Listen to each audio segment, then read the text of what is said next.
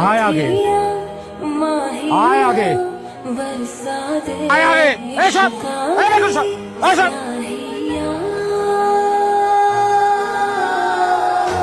आए आगे হাই রে আচ্ছা একটা কথা তো শুনতি আফজাল ভাই কি হয়েছে? আফজাল ভাই মরে গেছে তুই জানোস না? কবে? পক্ষে ছোড়া গুলিতে প্রাণ হারায় আফজাল ভাই।